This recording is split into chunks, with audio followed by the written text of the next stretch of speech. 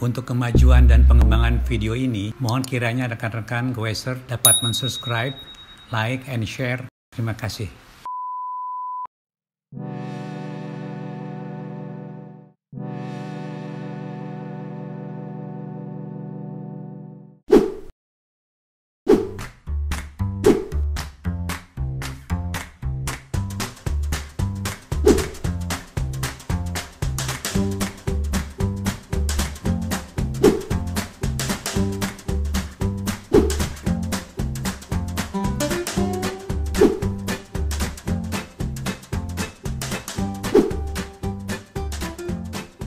Oke teman-teman, episode kedua ini berkenaan dengan penggantian crank ya dan kaset ya. Crank ini saya anggap penting ya. Ini kesempurnaan istilahnya transmisi kita ya. Pressure ini penting. Saya akan peragakan di sini gimana menggantikannya. Jadi saya perlu buka sepeda ini ya, dan ada ganjelannya. Saya ini bikin sendiri ya untuk mengganjal ya. Oke, nanti kita akan coba pasang di sini supaya mudah proses penggantiannya. Terus kita lepaskan ban ini ya.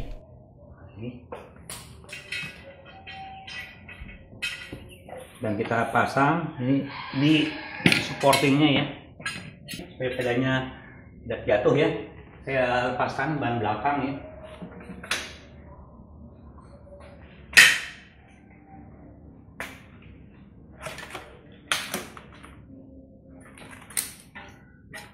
Oke, ini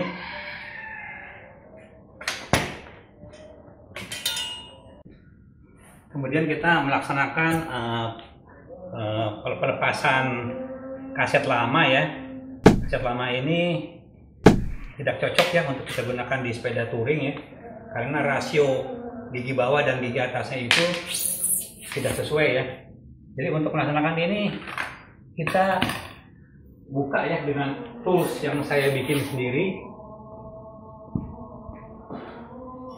Oke ya, toolsnya kita kaitkan ke bawahnya, tapi kita kaitkan, kemudian kita ambil kunci pembukanya ya, masukkan ke sini. Oke, kita buka ini ya, tarik. Oke, buka ini arah berlawanan jarum jam.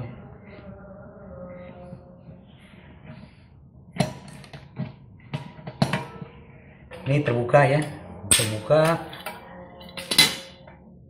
Oke, kita buka ya, kita buka nih.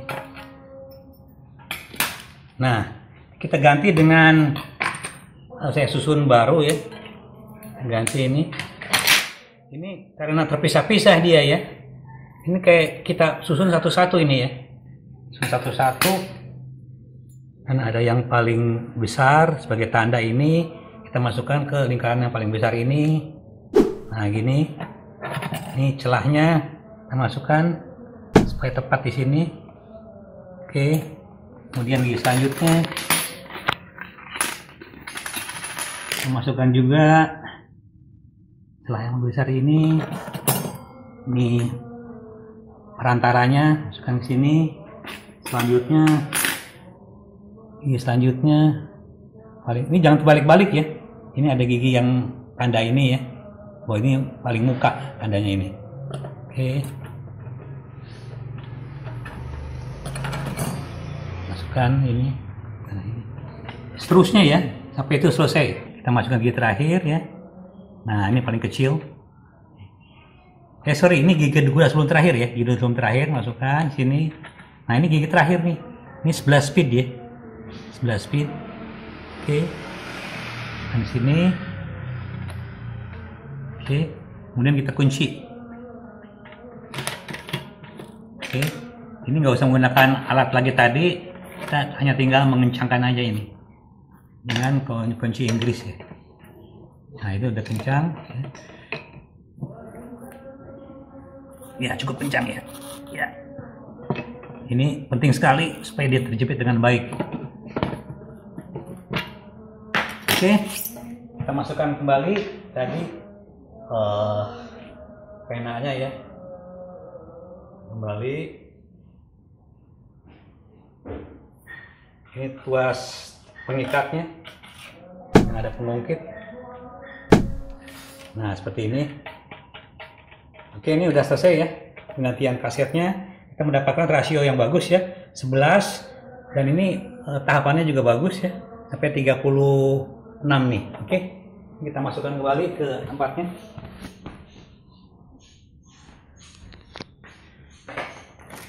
Kembali ke tempatnya. Oke. Ya, seperti itu.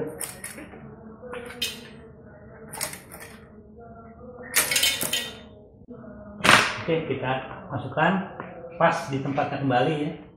Nah, kemudian kita ikat, kencangkan pengungkitnya dari sebelah kanan ya. Oke, kencang. Jadi perlu saya jelaskan teman-teman ya. Jadi andai kata kita mau efisien ya atau irit ya, kita tadi udah coba tadi. Barangkali RD-nya ini masih kondisi bagus ya. Tentunya ini RD-nya udah salah saya ganti ya. Andai kata teman-teman mempunyai RD yang masih bagus ya, kita tidak usah setel lagi ya. Kita tinggal hanya menambahkan. Ini ada RD extender ya. Kita bautkan ke sini ya. Kita bongkar ini, kita bautkan ke sini ya.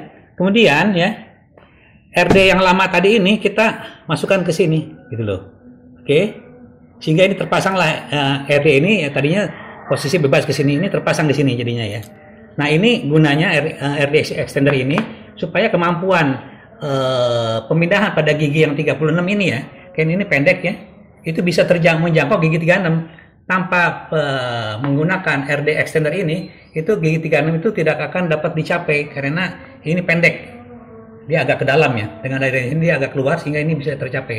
Nah, punya saya ini udah saya ganti dengan merek Altus ya, kemudian di sini ada lengan yang lebih panjang sehingga ini memungkinkan untuk sampai pindah ke gigi 36. Oke teman-teman, kemudian kita juga butuh, nah ini ya, kita butuh penggantian crank ya, dengan ukuran yang tadi saya sebutkan ini lebih besar ya, untuk mencapai suatu kondisi high speed atau kecepatan tinggi ini. 36 ya, ini di rasio dengan 11 itu dapat berapa ya, kita hitung kembali. 36 untuk speednya ya, 36 ya, ini dibagi dengan 11, ini 48 dibagi dengan 11. Nah, kita dapat 4,3 ya. Nah, ini 4,3 ini nilai ini udah di atas 4 ya minimal ya. Oke, 4 ya. Oke, nah di atas ini ya udah memenuhi syarat ya. Kemudian gigi yang paling rendah ini ya, crank ini saya ganti dengan ukuran 20 ini. 20. Oke, kita bagi ya. Andai kata kita bagi rasio untuk uphill ya. Ini 20 bagi dengan gigi belakang berapa nih? 36 ya. Nah, kita udah dapat nilai 0,55 ya. Ya. Ini di bawah ini maksimal 0,6. Ini 0,55. Artinya dia mempunyai kemampuan uphill atau nanjak yang lebih bagus seperti ini ya. Jadi artinya perbandingan antara gigi 11, 36 ini cocok dengan 48 yang untuk high speed ya. Dan gigi rasio rendahnya ini itu 20 ya. Nah, ini oke, nanti kan kita coba ganti ini ya. Nah, sepeda ini akan saya utuhkan kembali, saya pasang bannya supaya ini bisa pemindahannya supaya gampang ya. Kemudian untuk penggantian crank depan ya, kita membutuhkan, ini ada mur dalam ya, pakai kunci sok ya, kunci sok nomor 14 ya.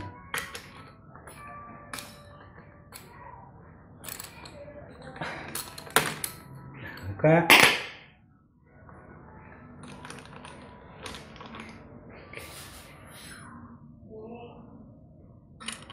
Kita gunakan cracker ya. Nah, ini ada bolongan ya. Kita ganjel aja ya.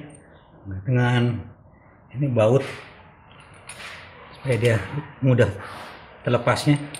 Ini tracker penarik ya.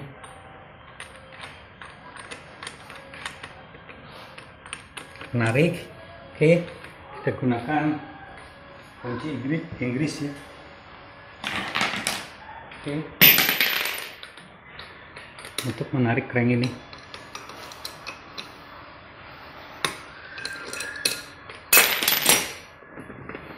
Oke. Ini juga kita lakukan sama ya untuk yang crank ini ya. Ini kita lepas juga ya. Kita buka.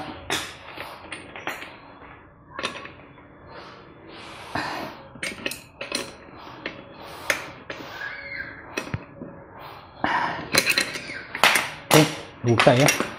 Nah, ini ada bottom bracket ya. Bottom bracket yang bentuknya kotak nih, teman-teman, bentuknya kotak ya. Chain ring ya. Yang paling kecil itu tadinya sejajar ya, sejajar dengan ini ya. Dia sejajar dengan ini, lebih sejajar dengan ini ya, sejajar ini ya.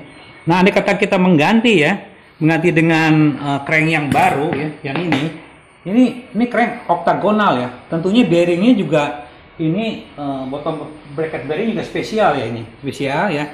Ya kita usahakan ya, jangan sembarang membeli bottom bracket bearing ini ya.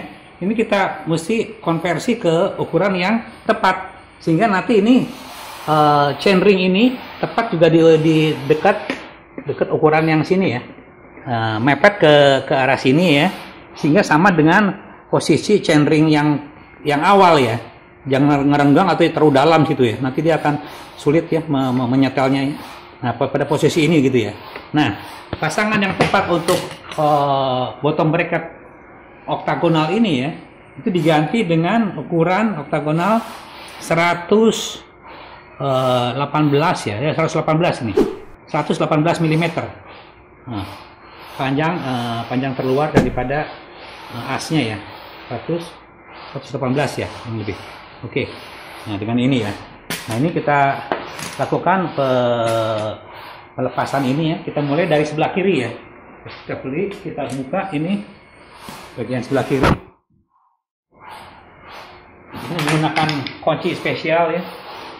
Kunci spesial ini dimasukkan ke dalam sini ya.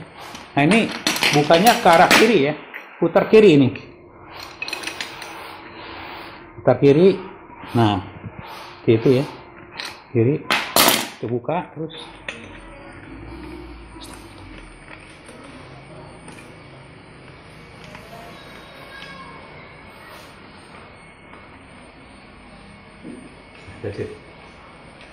Ini setelah ini terbuka ya, ini terbuka, kita lakukan ke bagian kanan ya, ke sisi yang bagian kanan. Kemudian kita lakukan pelepasan ulir sisi kanan ya. Nah, ini jangan lupa ulir sisi kanan ini ya, dari bottom bracket bearing ini ke arah depan sepeda. Nah, oke, terbuka ya, putar, oke. Nah, oke, terlepas ya. Teman-teman, perlu saya sampaikan kembali ya, bahwa penggantian ini tolong dipertimbangkan dengan tata letak crank ini di sini ya. Ini perlu istilahnya hal yang kita perhatikan itu ukurannya ya. Sini poros luarnya yang awal itu ya. Mungkin ini tadi udah saya sampaikan, ini itu 123 ya. Milimeter ya, 123 ya. Ini harus diganti dengan bottom bracket ya, yang ini kan kotak ya. Ini oktagonal ya. Ini lebih ringan ya, lebih bagus ya tentunya yang ini ya. Oke, ini ukuran crank oktagonal ini ya, itu sebesar 118 mm. Tolong dicatat ya, jangan sampai salah ya. Kemudian kita lakukan pemasangan ya. Mulai lagi pemasangan, kita mulai dari sisi kanan ya. Kita putar, ini karena ulirnya ulir kiri ya. Artinya kalau putar ke kiri ini mengencangkan ya, mengencangkan. Oke, kita kencangkan. Oke, nah, kita kencangkan.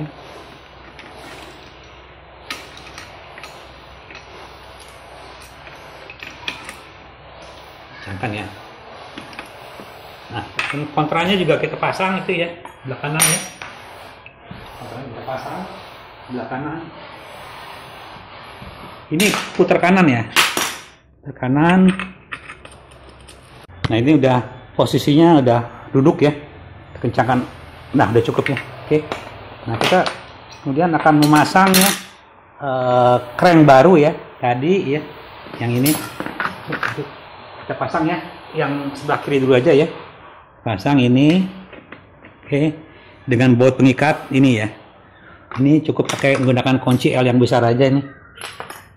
Bautnya yang besar kita pasang ya. Langsung kita kencangkan. Ini jangan segan-segan ya. Ini pengencangannya harus cukup baik ya, supaya ini tidak terlepas ya. Saat goes, teman-teman pernah ada, saya yang terlepas tengah jalan juga pernah ada itu. Satu bengkelnya hilaf, ini kurang kenceng ya. Jadi akhirnya untung saya bawa kunci yang besar ini sehingga itu bisa diselamatkan gitu. Oke, cukup kencang ya. Oke, yang kedua yang di sisi cranknya ya. Sisi cranknya jangan lupa rantai kita kaitkan ke sini ya. Ke sini kita pasang crank yang kedua ini ya, yang baru ya. Nah, ini pasang berlawanan dengan sisi sebelahnya ya. Oke, kita masukkan bautnya dengan kunci L besar.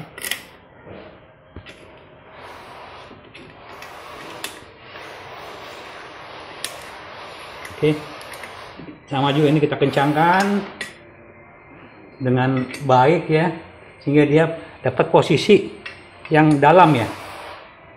Coba lihat, rekan-rekan perhatikan ya, posisi chainring bagian dalam ini ya, itu berdekatan dengan sisi luar bottom bracket ini ya, harus seperti ini. Andai kata ini tidak terpenuhi, terlalu keluar atau terlalu ke dalam, ini akan tidak bisa dijangkau kemampuan FD ini untuk memindah-mindahkan ini. Ini harus posisi normal, berdekatan dengan bagian luar, sisi bagian luar dari bottom bracket mulir ini. Oke, ini kita lakukan proses penyantolan rantai ya. Oke, nah ini karena ini setelannya udah saya setel. Nah, penyetelan FD ini ada videonya ya, silahkan dipraktekkan. Ini udah disetel ya, sedemikian rupa ya. Nah, saya coba menggerakkannya. Nah, ini normal ya. Oke, pindah-pindah juga akan normal ya. Tuh rekan-rekan, coba lihat pemindahnya normal ya. Tuh, kita mendapatkan sampai gigi terendah. Nah, ini gigi 20 ketemu gigi 36 ya. Nah, nanjak pun kita masih kejangkau ya ini. Jadi ini bisa berjalan mulus ya, kata kita akan nanjak. Oke. Nah, rekan-rekan, proses penggantian kaset ya, kurang lebih ya. Yang saya peragakan kayaknya penting sekali ya. Dan crank tadi ya, dengan ukuran tertentu itu udah kita laksanakan ya. Yang mudah-mudahan dengan peragaan ini, saya nggak mau hanya memperagakan ini, karena ini ada bagian yang terpenting yang mengenai proses modif atau penggantian yang lain. Saya kira itu akan lebih mudah ya. Ini juga bisa dibantu oleh bengkel sepeda. Kalau mau cepat silakan aja. Jadi rekan-rekan, kembali di sini saya sampaikan bahwa ketika rekan-rekan memiliki sepeda yang kelihatannya udah tersingkirkan, itu sayang gitu loh.